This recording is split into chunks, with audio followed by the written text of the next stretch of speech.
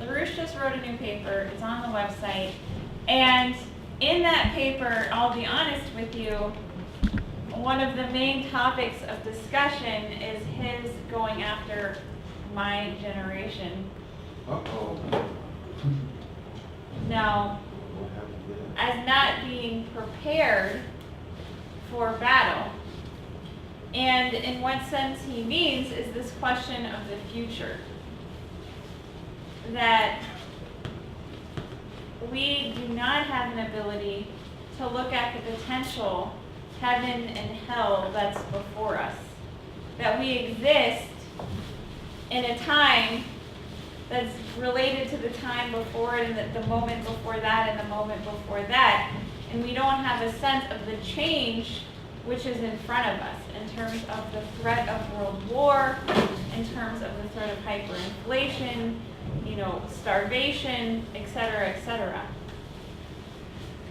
But I would be inclined to think, and I don't remember how many people were here for the webcast with Mr. LaRouche on December 11th. A good chunk of you. And December 11th passed? yeah, on my birthday and Stephanie's birthday. Yeah, Yeah. Diane did it that way on purpose. I'm just kidding. Anyways, this question that came up in my mind in talking to contacts and talking to people in this room is how to actually communicate that future to people. Because, you could tell people, oh, this thing's happening, this thing's happening, this thing's happening, and they're like, yeah. And then you're like matter, antimatter acceleration to Alpha Centauri or, the Eurasian land bridge or whatever, and they're just like, what? Huh? What? You lost me there. Because you bring in the organizing sometimes something that if you don't, that people aren't ready for. And I was like, wow, this is such a challenge, I keep trying to communicate to people this potential and nobody's getting it. What's wrong with the population? And then I realized that it was a problem with me in my own mind, in my own ability to communicate. And that addresses the other aspect of his paper, which is this question of metaphor. Because the real challenge to us as organizers in this room and leaders and those who will be leading mankind into a very uncertain future is how to actually communicate that potential. And so a couple days ago, I think most people in this room are familiar with Johannes Kepler, right, and his Harmonies of the World. And that here you have this incredible mind. He spent his whole life contemplating the heavens, determining that the planets move in an elliptical orbit around the sun, and that the speeds of these motions are actually harmonic, like in music, like a chord in music, a musical scale. And so he does this work, and then at the end of the work, he puts everything aside, his work of a lifetime aside, and sits there and meditates and says, okay, if I were God, if I were the creator of this solar system, if I were the composer of this world in which we live, how would I compose?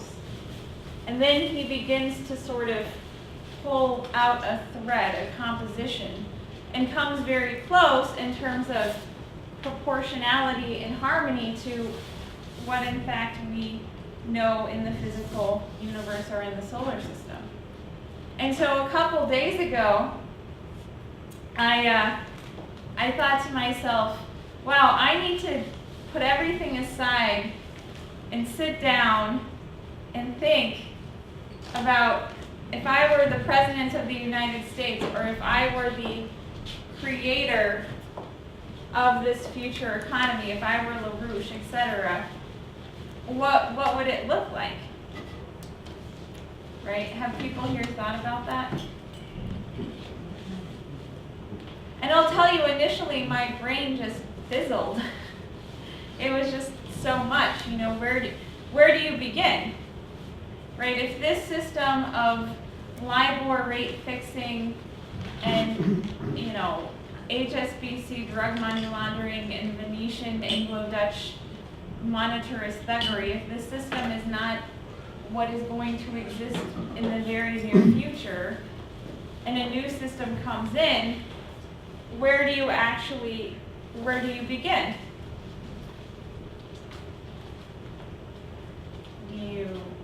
You know, say we get Glass-Steagall passed, and all of this debt is wiped out, is incinerated. All the hyenas are, you know, in the corner doing their thing, and it's up to the rest of us to rebuild society. You know, from where do you start?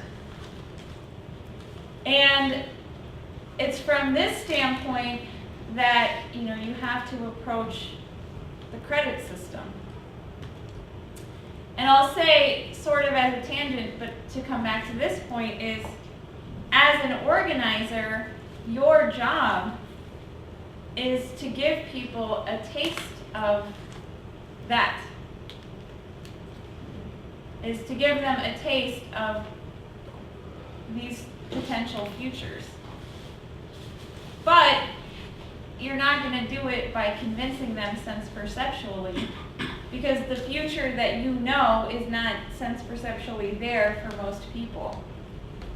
You know, and it's funny because you have little examples. Like yesterday, this guy's like, who are you going to vote for? Mitt Romney or Obama? You know what I said to him? Either one. I said, so anyway, Nawapa, blah, blah, blah, blah, blah. And then I had this other guy in the field, and he said,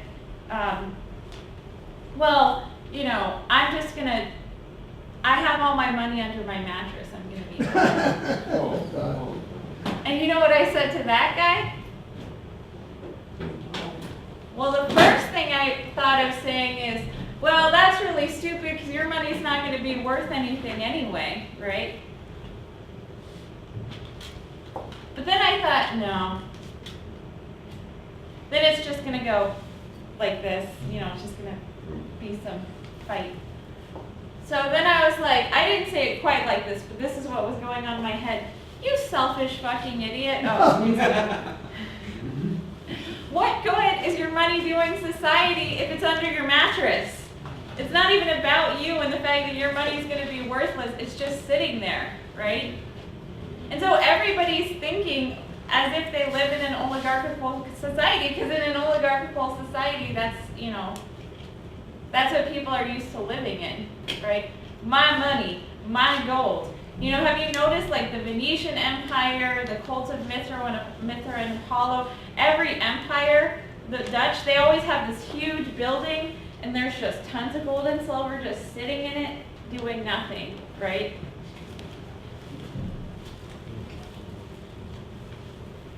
So that's sort of a travesty. Actually, I can read a quote from Hamilton. He has something to say about this. He says,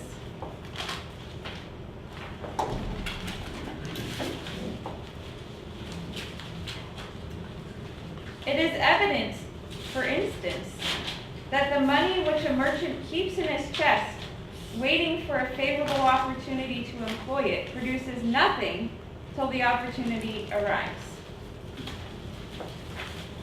So the money under the mattress is doing nothing. You might hope that it'll buy you a gun during Armageddon or ammunition, but it's doing nothing. So what I want to come back to is that this is why the question of metaphor is so important, and the question of the future is so important. How do you actually communicate these things to people? And because, you know, another example you have is, you'll never impeach Obama. Well, how would you answer someone who says that?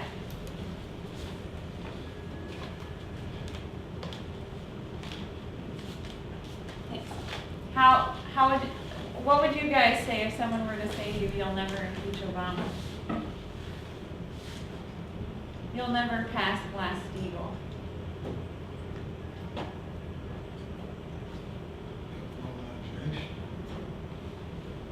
You know what I usually say when people say you'll never impeach Obama or pass Glass-Steagall? Because I found if you say, yeah, we will, that doesn't really work. No. I say, help us anyway. And then what you find is the person gets happy and they're not really committed. They give you money and they're not really committed anyway to what they said. People don't want to be pessimistic. So what I want to talk about is that future to the best of my ability as a 27-year-old whose brain is partially mush from growing up in San Francisco and blah, blah, blah. You know, I really want to try to give people a sense of that future. And I want to do it through the eyes of LaRouche, obviously, and also through the eyes of Alexander Hamilton. Because LaRouche said something that really provoked me back in 2007. And he said that Hamilton made a discovery on the level of universal gravitation, on the level of Einstein's relativity theory, on the level of Riemann, that Hamilton was in fact a creative genius and made a profound discovery. So, All right. hello, you made it. Hey. Hi. All right.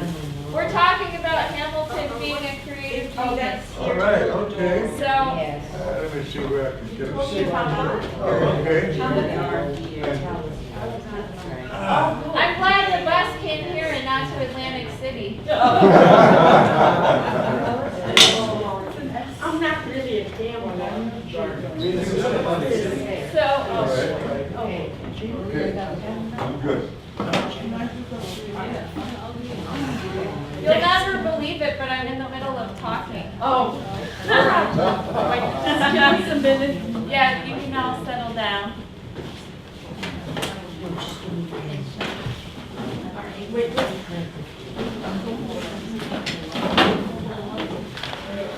Oh, thank you. I wish I had a good joke right now, but I don't. So anyways, welcome everyone else. We're doing everything in reverse order.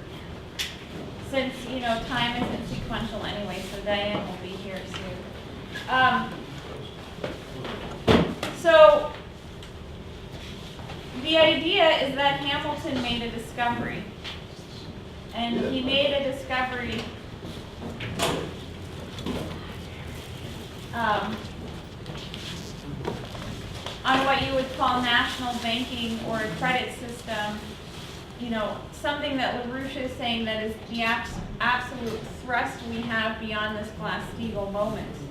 And it's really giving people a sense of that over the last week, as Diane will go through on Capitol Hill, has been huge. But essentially, the idea is that what we are preparing for is something that is qualitatively different than what we have now and is going to completely reorient the way we think about everything. So, I wanted to start by looking at LaRouche. I always think he's a good source from where to begin.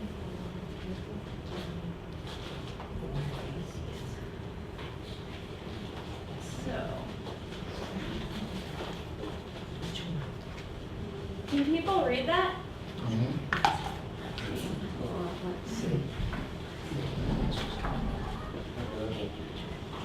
How do you make it D? 11 maybe? Can people read that? Okay. So, what is this thing which we seek? Henceforth, the rule for all future practice of a science of economics must be: we impute no meaning to any concentration of phenomena unless we have demonstrated the validity of some universal physical principle of what Leibniz defined as dynamics. This must be chosen as that which can be demonstrated experimentally to be the efficient correlative underlying the array of phenomena we profess to correlate. A principle appears normally in the rigorous mathematical physical treatment of evidence in the shadow form of what is termed a singularity. As an infinitesimal point, a physically efficient quality of break in a previously assumed continuity. Okay, it's all right. Therefore, individuals who have developed such creative powers, despite the tendency of present reductionist forms of culture to prevent this quality of individual mental activity, are able to provoke the sharing of such unique experiences and to share the experimental proofs of principle toward which their hypotheses impel their experimental efforts. This interaction among persons and the effect subsumed by that interaction are the primary expression of human existence as a dynamic process of development of itself and of all the processes of the planet and solar system which it inhabits.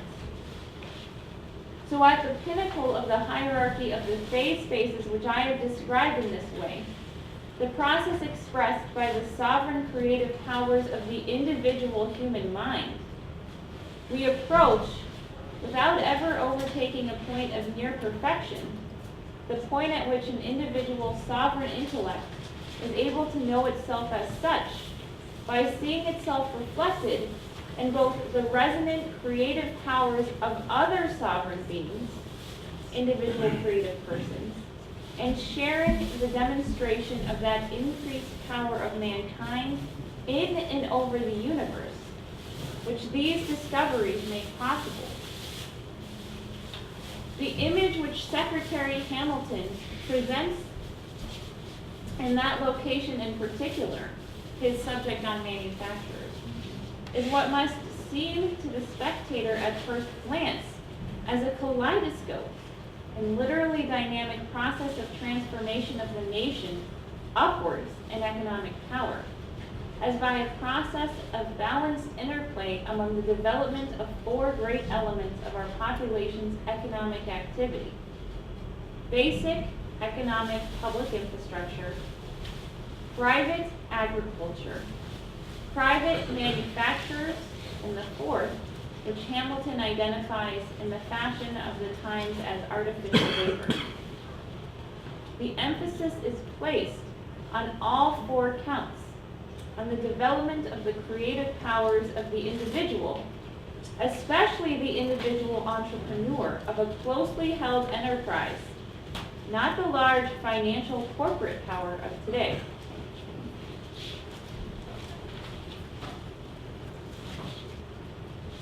So, how is LaRouche approaching this idea of economics and of Hamilton's discovery?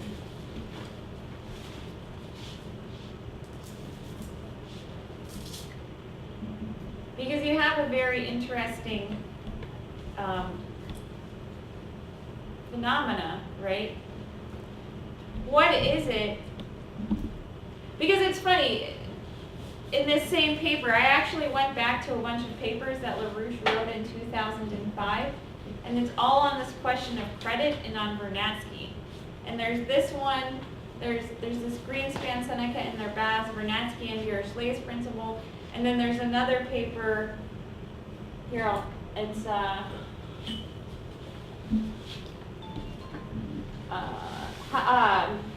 deficits as capital gains, how to capitalize a recovery.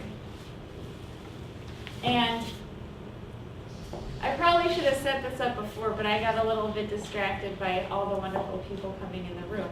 But you have this really interesting, phenomenon with Vernadsky, right? Because what does he have? He has these domains of living, non-living, and the noetic, the cognitive, right? Now, what is it that distinguishes let me ask everyone here, what is it that distinguishes mankind from an animal? It's a brain question.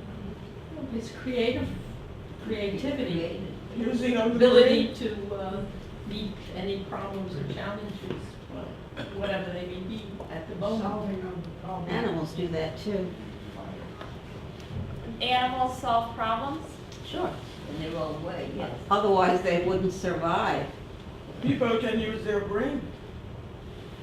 But Animals do created too. By the Creator, as a human, or as, his adopted children. Use The fire. animals were created as animals, and we don't come from them.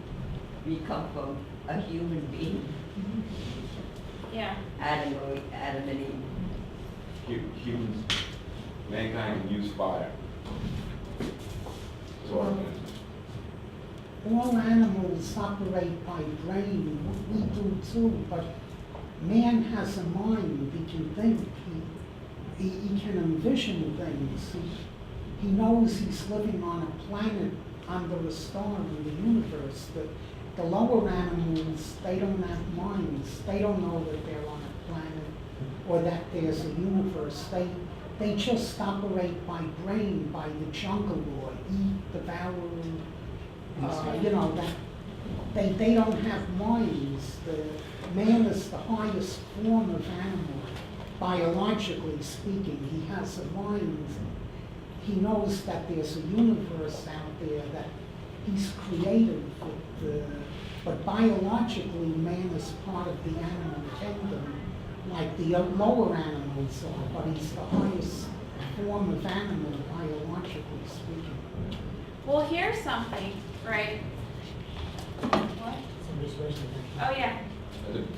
Basically, animals operate strictly off of sense perception. If it was. Yeah. We have the ability to realize that there's more than just sense perception. Yeah. Well, here's the phenomenal thing about this question of mind, right? Because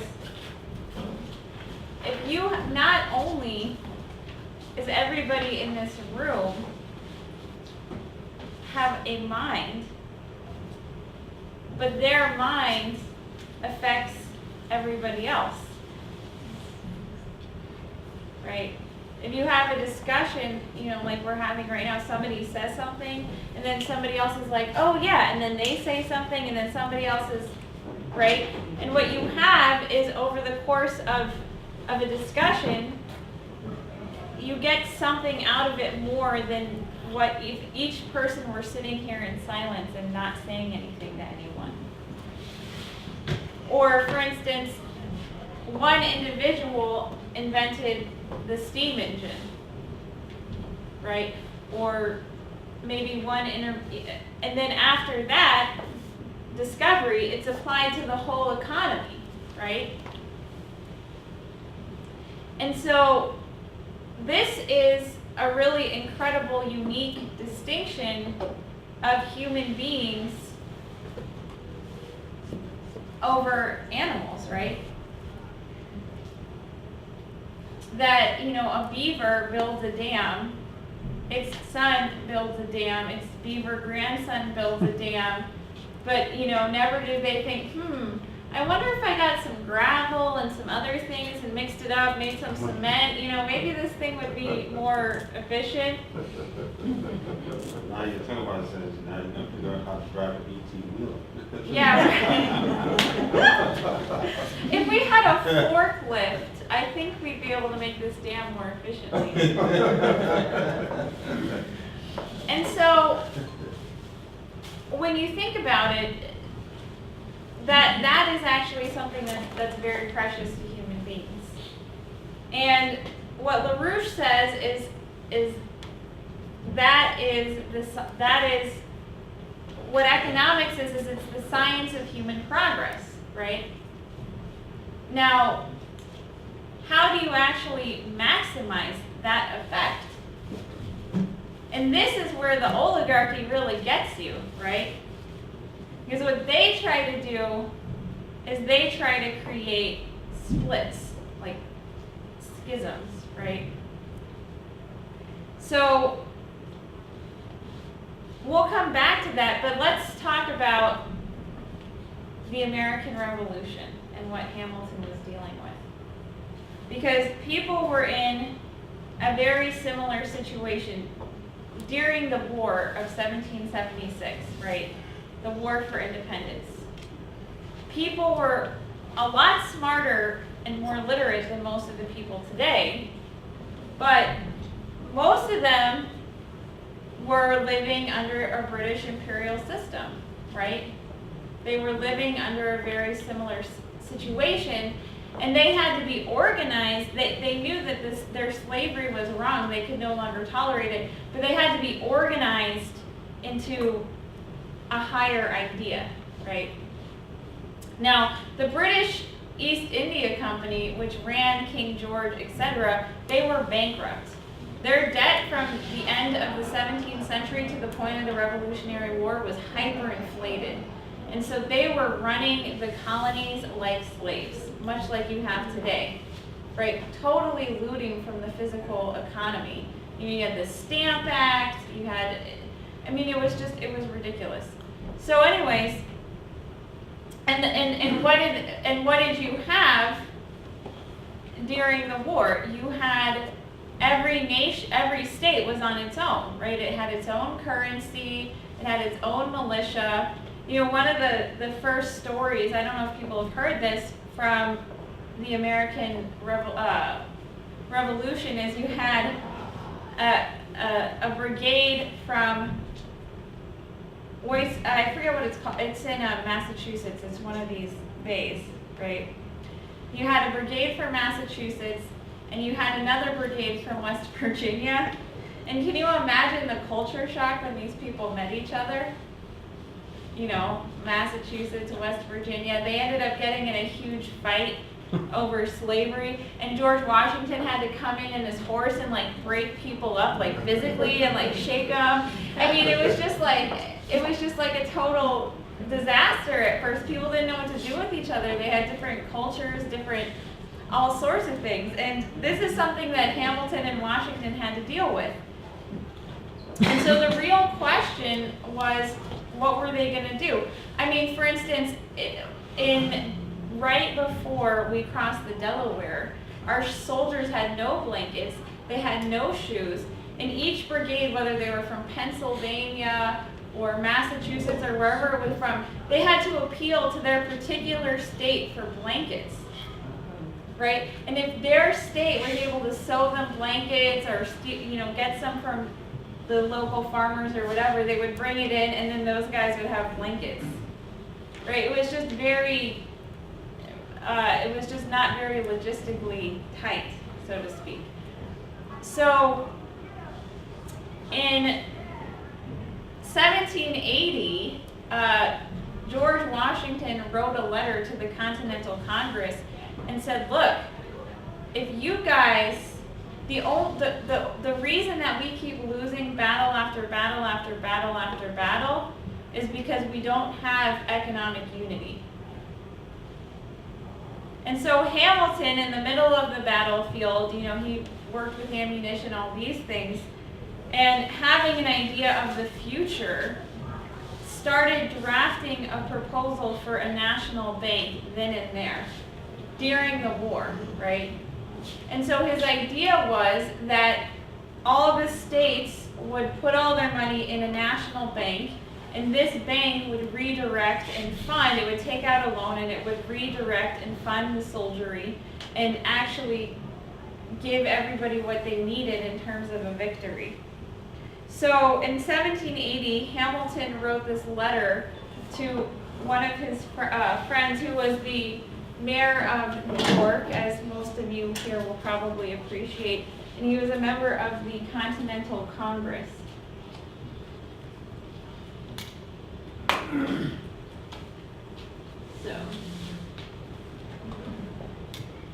And why can we not have an American bank? Are our money men less enlightened to their own interests or less enterprising to the pursuit? I believe the fault is in government. which does not exert itself to engage them in such a scheme.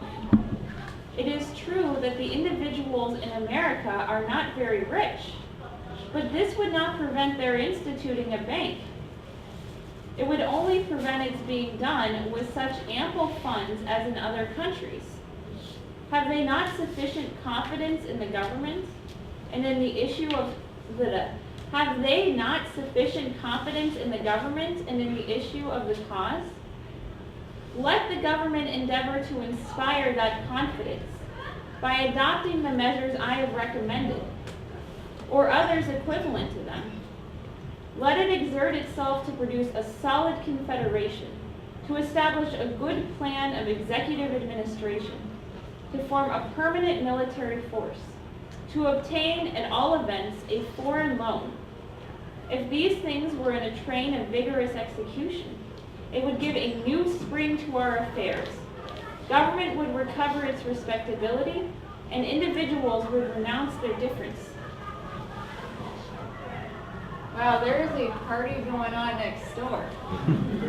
And in future, my dear sir, 2 things let me recommend as fundamental rules for the conduct of Congress.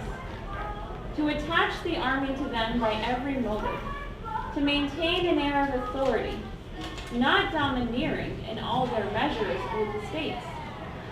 The manner in which a thing is done has more influence than is commonly imagined. Men are governed by opinion. This opinion is as much influenced by appearance as by realities. If a government appears to be confident of its own powers, if it is the surest way to inspire the same confidence in others, if it is different, it may be certain there will be a still greater confidence in others, and that the authority will not only be distrusted, controverted, but condemned.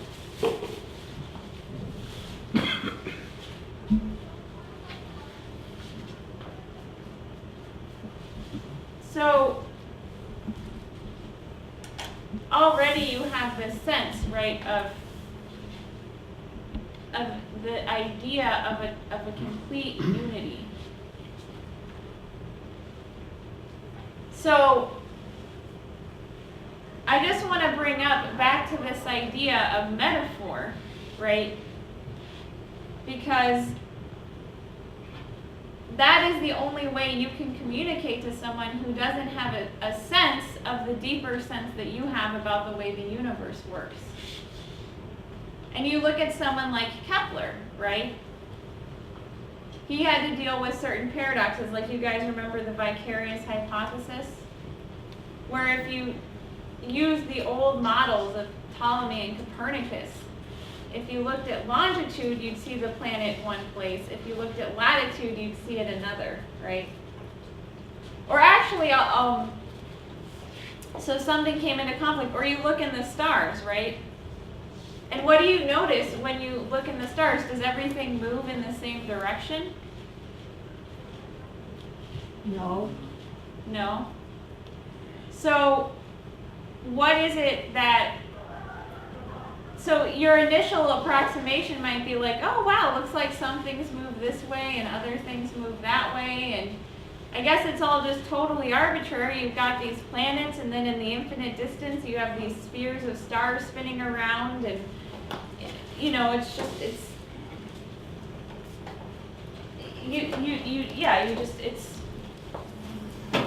so that type of phenomena is what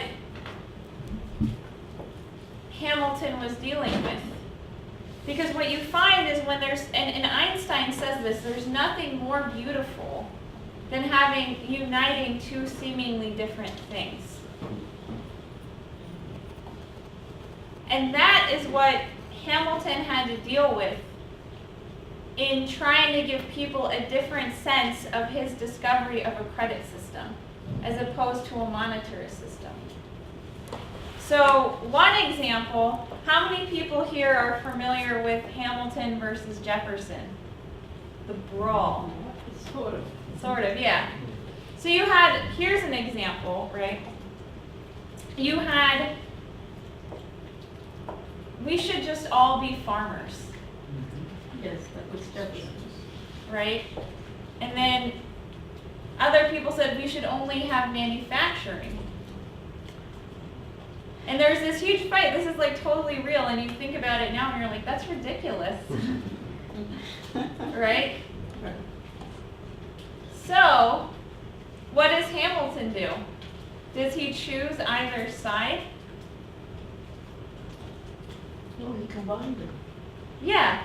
Yeah, he went back to this idea of the individual creative human being interacting with the whole and the whole interacting with the creative individual, right?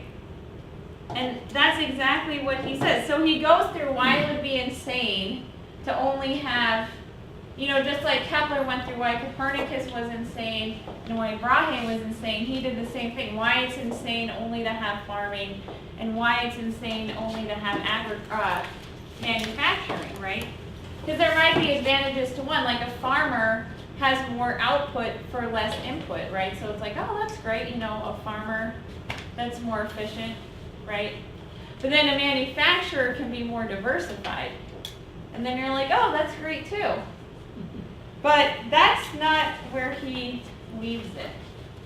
It's also nice for the manufacturer to be able to eat. That is a valid point. So this is what Hamilton says is the benefit of having both manufacturing and agriculture. Here's one of his many points. He has all sorts of them. The economy of time. By avoiding loss of it, incident to a frequent transition from one operation to another of a different nature, right? Because if you only had a farmer, he'd have to like make his clothes and then go out into the field and, you know, harvest the, I mean, that's just not very efficient, right? Use of time. This depends on various circumstances. The transition itself, the orderly disposition of the implements, machines, and materials employed in the operation to be relinquished, the preliminary steps to the commencement of a new one, the interruption of the impulse which the mind of the workman acquires from being engaged in a particular operation, the distractions, hesitations, and reluctances which attend the passage from one kind of business to another. An extension of the use of machinery. Oh, here's the third one. That's what I meant to read. I'm sorry. An extension of the use of machinery. A man occupied on a single object will have it more in his power and will be more naturally led to exert his imagination in devising methods to facilitate and abridge labor than if he were perplexed by a variety of independent and dissimilar operations. Besides this, right, so if you're concentrated on one thing, it's much easier to think about how to make a breakthrough than if you're doing 5,000 million things at once. Everyone knows about multitasking. Besides this, the fabrication of machines, in numerous instances becoming itself a distinct trade, the artist who follows it has all the advantages which have been enumerated for improvements in his particular art. And in both ways, the invention and application of machinery are extended.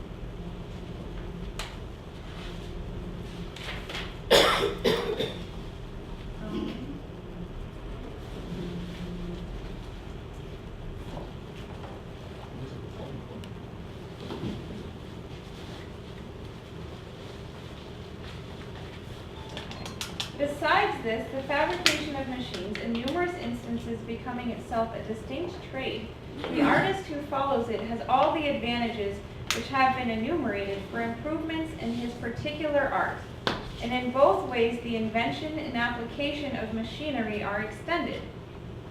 And from these causes united, the mere separation of the occupation of the cultivator from that of the artificer has the effect of augmenting augmenting the productive power of labor, and with them, the total mass of the production or revenue of a country. In this single view of the subject, therefore, the utility of artificers and manufacturers towards promoting the increase of productive industry is apparent. And then he goes on to say that this is the best way of doing things because it actually challenges the mind, right, of as many people as possible. The more you're doing in your economy, the more someone can individually... Oh, okay, I did read the wrong thing. Here we go. Whether the value of the producer of the labor of the farmer be somewhat more or less than that of the artificer is not material to the main scope of the argument, which hitherto has only aimed at shewing the one as well as the other occasion. The manufacturing establishments not only occasion a positive augmentation of the producer and revenue of the society, but they contribute as, man, I keep reading the wrong thing. Okay, anyways, we'll come back to that. So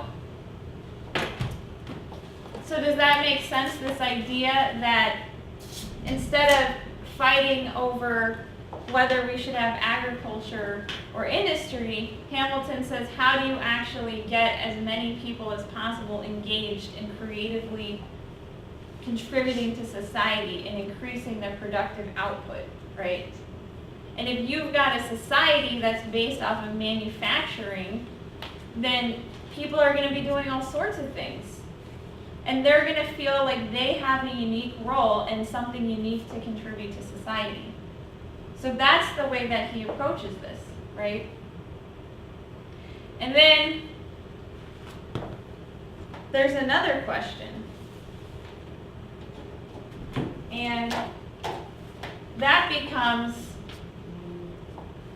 the one we always deal with, right? The individual versus society, the society versus individual. But then what about this public versus private stuff? That's a big topic right now, right? Like, who should run the economy? Should it be the government? You want the big government running your economy? Don't we all want to be free?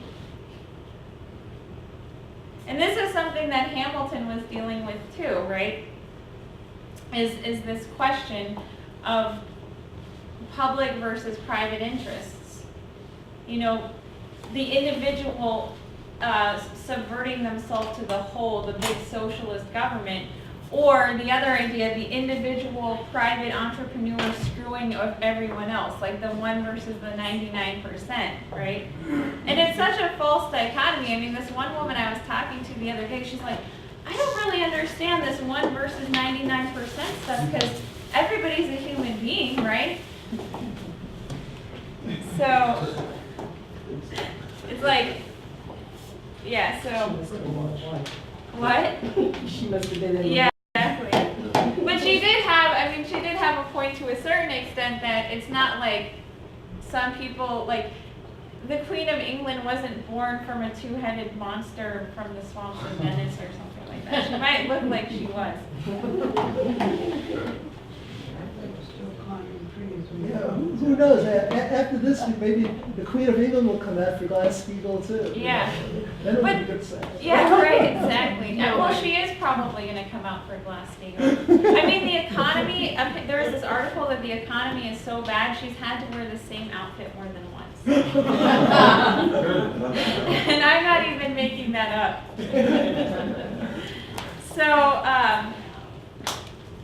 So that was something that Hamilton also had to deal with, is this question of banking, right? Because Lynn's talking about this national bank, and you know, a lot of people, like Jefferson, he didn't really want a national bank because he thought it would give all the moneyed men all this power and everything like that. But then, I mean, you don't want to just have everyone like running the economy like all the slave plantations of Virginia, right? So, you know, you don't want, you just, so what do you do, right?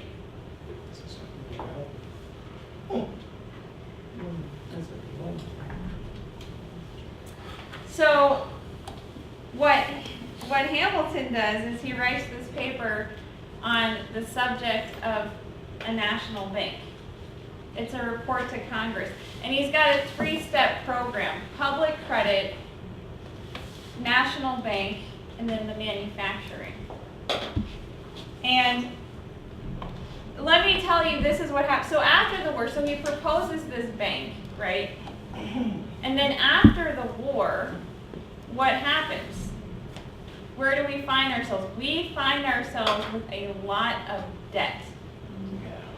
Like today, right? A lot of debt, except it was a lot more legitimate because we were kicking the British Empire in the ass. So we found ourselves with a lot of debt. Now, what do you think people wanted to do? It's not, it's what they did. Each state had its own banking system. Yeah. There was no central banking system until the Federalist Papers, until the Constitution. Yeah. But my point is, what do you think people wanted to do with this debt? Forget about it.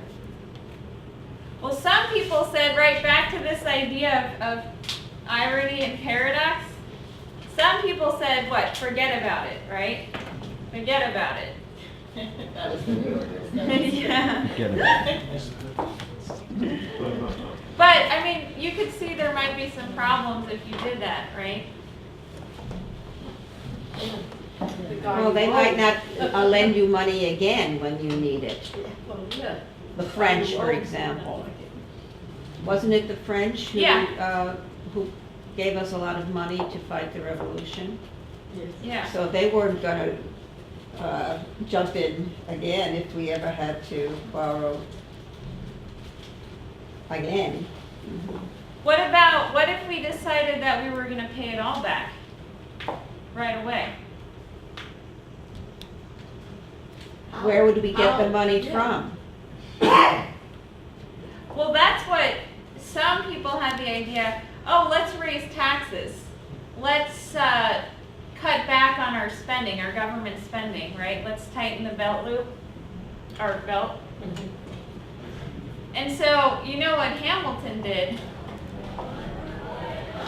is he didn't choose the option of not paying the debt, because he said that would be totally insane. You can't start a new nation by alienating it from the rest of the world. But then at the same time, you don't want to tighten the budget because you have a new nation, you want it to grow and you want it to build, right? And so,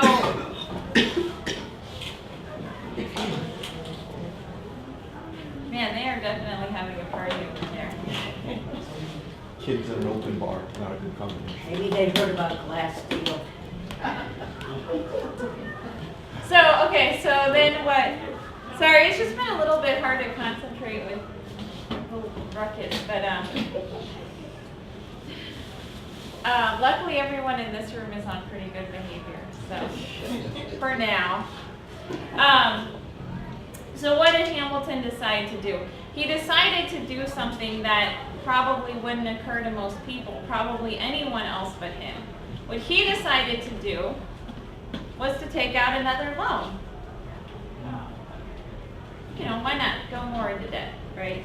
And so he had everybody, he created this national bank, and what he did is he had everyone, like you had the soldiers who had IOUs from the government for fighting, you had the French who were owed money, you had private financiers, everybody was owed money.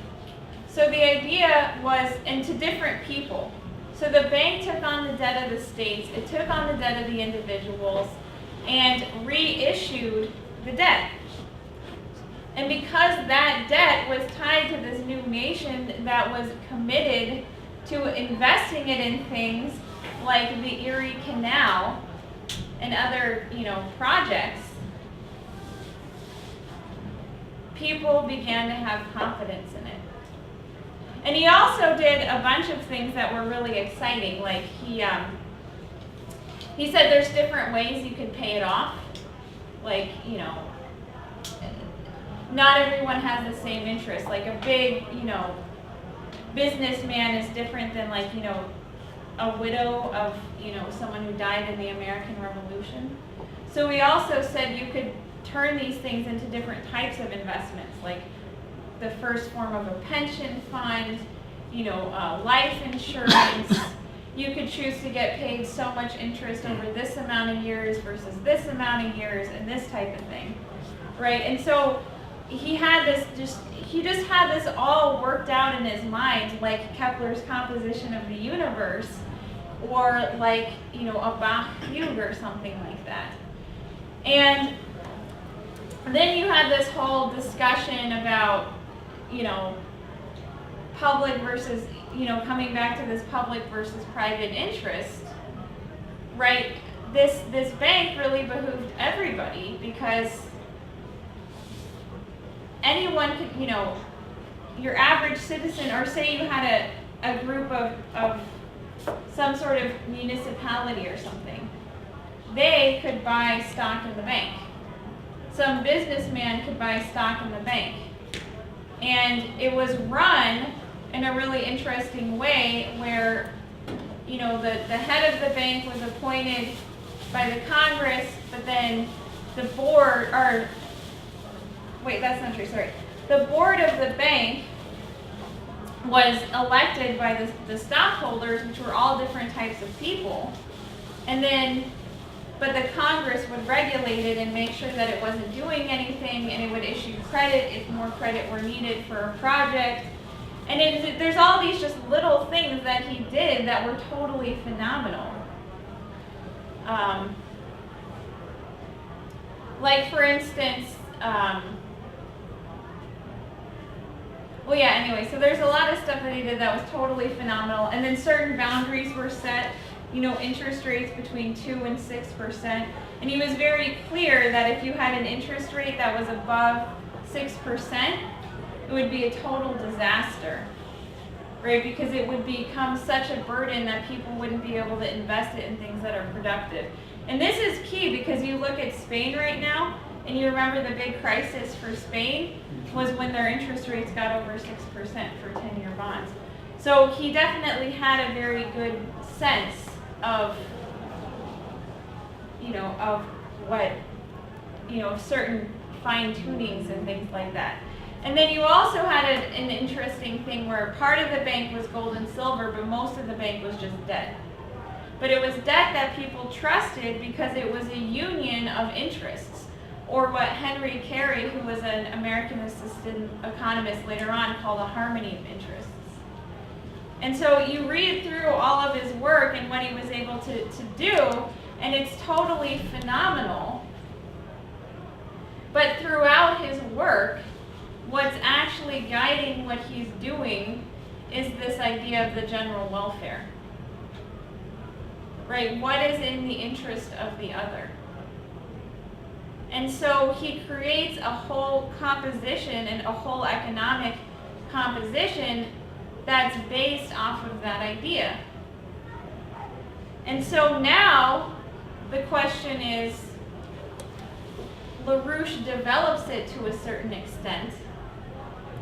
And what LaRouche makes the point is that you can't look at economic progress by money per se, right? But you actually have to look at it from the standpoint of changes within a nation or within the face of the planet in terms of certain upshifts. And that's something I think we'll get into later in the economics series. So he definitely Lynn develops what Hamilton did. But in terms of the period now, right, we have all this debt, and so LaRouche is making the point that after Glass-Steagall is passed, you're going to have all this debt, and then you're going to have a little bit left over, and the government will have to actually issue more debt for things like NWAPA and stuff like that. But just imagine what kind of economy you have. Like after the American Revolution, your debt was invested in productive projects through a national bank. I mean, imagine if your pension funds weren't tied, or your city's municipal bonds weren't tied to what are those things called? You know, you're gonna talk about this. Yeah, or these, adjustable Interest rate. swaps. Yeah, interest rate swaps. But yeah, imagine if your city or your teachers union or whatever, if they were actually investing in a national bank that was investing in something like NWAPA, instead of all this crazy stuff. I mean, it would just be a really incredible thing and you would be happy to do it. You wouldn't want to keep it under your mattress, right? And so that's the point, is the question of intention and of motion. That what Hamilton was able to do was take something that under an oligarchical system was static and fixed and used to manipulate people and turn it into something that was way more productive than what you thought its value actually was. So money under your mattress is not the same as money in a national bank that's funding NWAPA. And so it's a very musical type idea. A credit system is a very musical idea. The idea is the future. And that's the very unique discovery that, Hamilton had. And that's what we have to do now, pretty much immediately after Glass-Steagall's passed. And it's going to be totally different.